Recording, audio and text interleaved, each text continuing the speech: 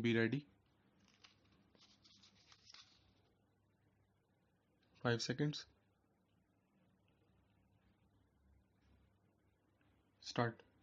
Sir, this is for the time being the last of the bills with which Parliament has to deal so far as the reorganization of states is concerned. The House has already passed the States Reorganization Bill and also the West Bengal Bihar Transfer of Territories Bill.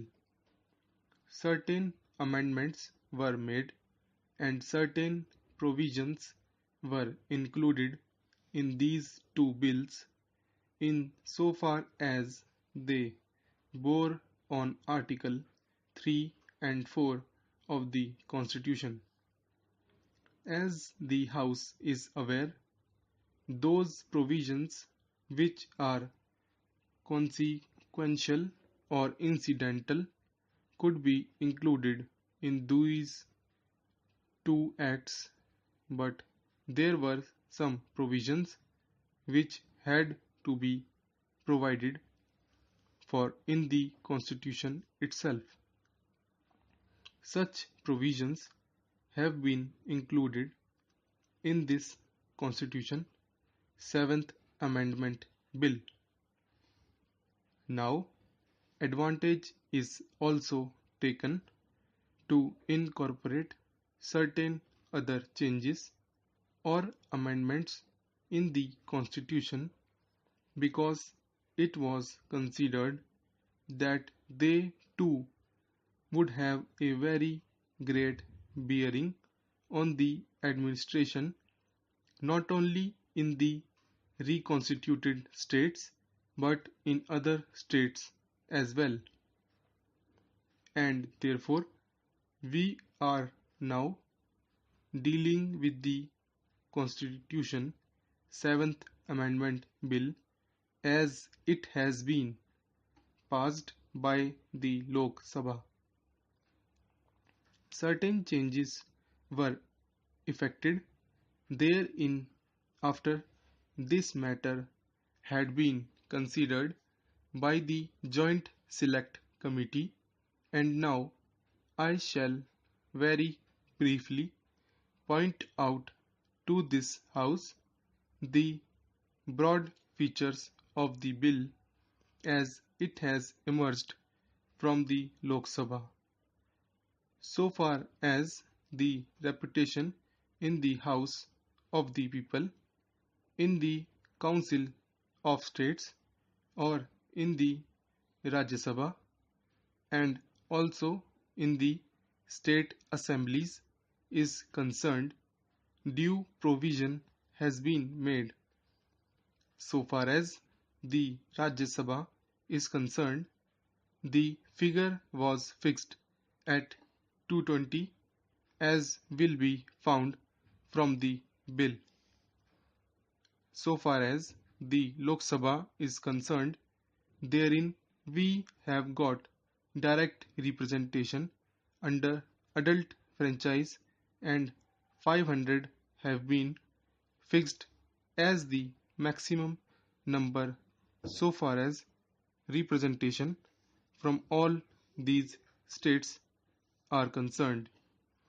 And then ordinarily it was considered that 25 ought to be the number for representation in the Lok Sabha of elected members from what are known as the Union Territories. It was considered that the number 25 may not be necessary even if certain further political changes also were to take place, and therefore it was considered that 20 would be a fairly adequate number so far as the present Union territories as also other areas that are likely to come to India are concerned. In this connection, I should like to point out to this House that under the Constitution, as it was promulgated, we had a classification or category of states known as Part 1, Part 2, Part 3, and Part 4.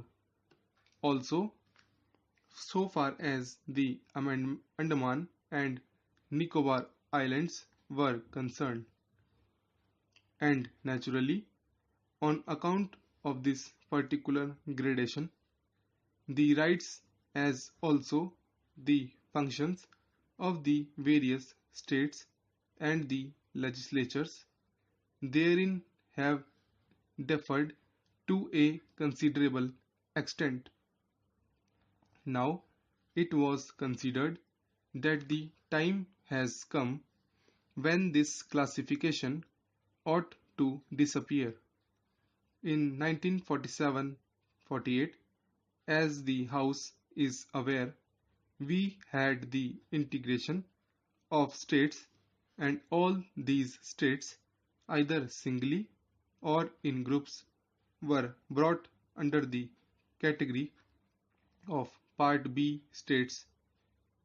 Part C states were such where it was considered that there ought to be a more direct relation in the sense that they ought to be under the superintendence and control of the President on account of variety of reasons.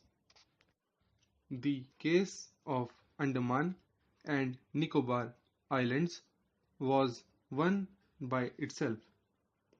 After the administration extending over 7 or 8 years, it is now considered that this classification ought to go, and therefore the States Reorganization Commission also recommended the dissolution of this distinction.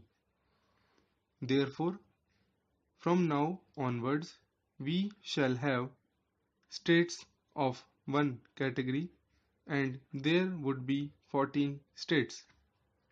These states are composed of the former Part A and Part B states, and also portions of Part C states, so far as they have been merged in the other states. Therefore, under the present category, we shall have only the states and the union territories. So far as the union territories are concerned, there will be 3 further categories of territories according to the way in which they have been treated. We shall have, for example, Delhi as a union territory by itself, and certain special provisions have been made, as I shall be elaborating soon, so far as the administration of Delhi is concerned. Then we have got Himachal Pradesh. Then we have Manipur and Tripura. So these 4 are union territories by themselves. In addition to them, we shall have 2 further classes of territories. Therefore, so far as these 3 categories of territories are concerned, certain provisions have been made in the present Constitution, 7th Amendment Bill.